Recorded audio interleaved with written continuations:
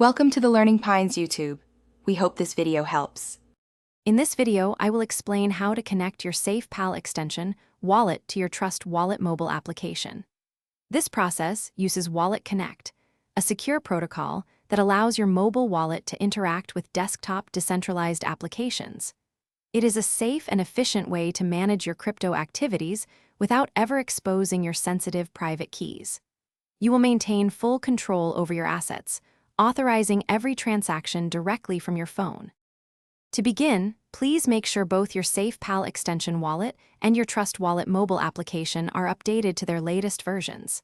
Next, launch the Safepal extension wallet in your preferred web browser. Once open, locate and click on the menu icon, usually represented by 3 horizontal lines. From there, select the option to Add Wallet or Import Wallet to proceed with establishing the connection. Now, within the Safepal extension, you will see several import options. Select Wallet Connect to generate a unique QR code on your desktop screen. Immediately open your Trust Wallet mobile application and use its built-in scanner to scan this QR code. After a successful scan, a connection request will appear on your Trust Wallet. Carefully review the details and then authorize the signature to complete the secure link.